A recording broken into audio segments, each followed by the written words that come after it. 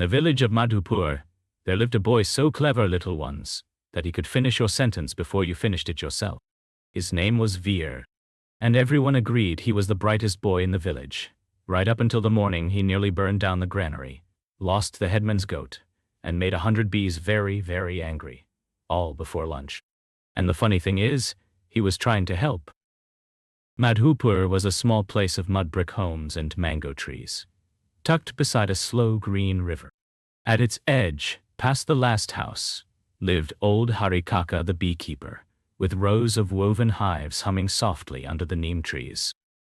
Now, Veer was quick to run, quick to laugh, and quickest of all to answer. The trouble was, he answered before the question had finished arriving. Veer, beta, could you fetch water from the well that is near the neem tree? Yes, Amma. I know. The well near the neem tree. I am already going. And off he ran to the well near the neem tree.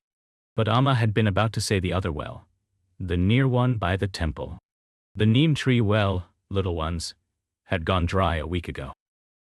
Veer came back an hour later, hot and empty-handed, very surprised that the well was empty. How strange, he said.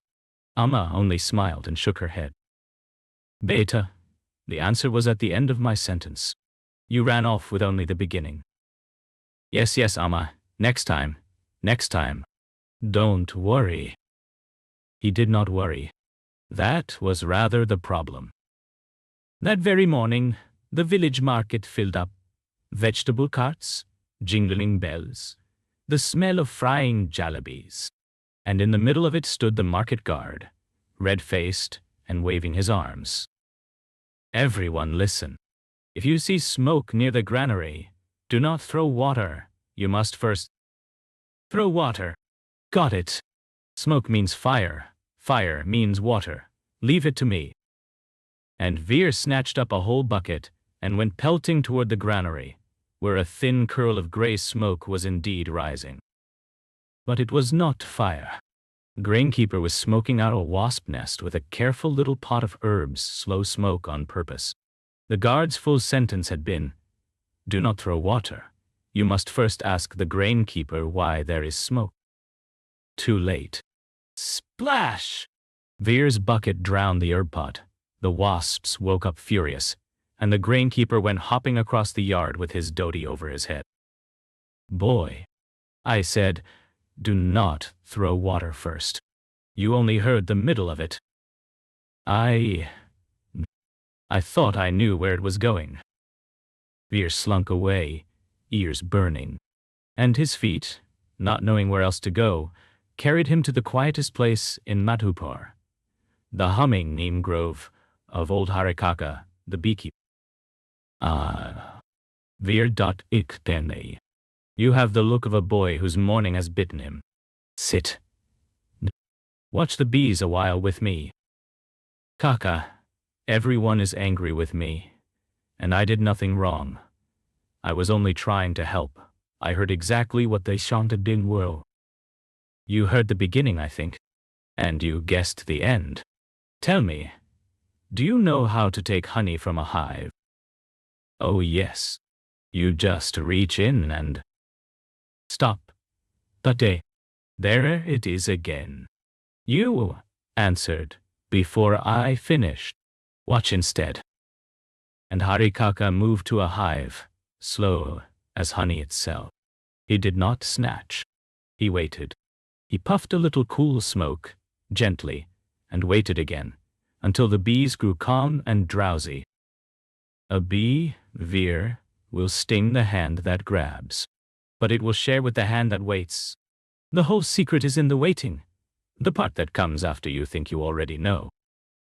Veer watched the old man lift out a comb dripping with gold, the bees barely stirring, and something quiet turned over in the boy's quick heart. So, if I had waited, if I had let Amma finish, if I had let the guard finish, the answer was at the end, and I never got there. Now you are listening. Cleverness runs ahead, beta, but wisdom waits for the whole sentence. Half a story heard is a whole mistake made. Veer sat with the bees until the sun was high, and he did not say one clever word. He only listened to the humming, all the way to the end of it. On his way home, he passed the headman, frowning by an empty pen. "Veer," the old man began, "my goat has wandered off toward the river, and if you go after her, be sure you do not." And Veer, quick, restless Veer, closed his mouth and waited. He waited for the whole sentence. "Yes, headmanji? Do not. What? I am listening. Tell me the whole of it." "Do not chase her," the headman finished, "or she will bolt into the reeds. Walk slow, and she will follow you home." And so Veer walked slow, and the goat, little ones, followed him home like a friend. From that day, Veer was still the cleverest boy in Madhupur. But now he was something better too. He had learned that the cleverest answer in the world is no use at all if it answers the wrong question. So listen, little ones, all the way to the end. The most important word in any sentence is often the last one. And that is the tale of the boy who answered too soon, and the old beekeeper who taught him to wait. If you listened all the way to the end of this story, you are wiser than Veer already. Tell Grandpa in the comments, what is your last word? Subscribe for the next tale. Sleep well, little ones, and listen well.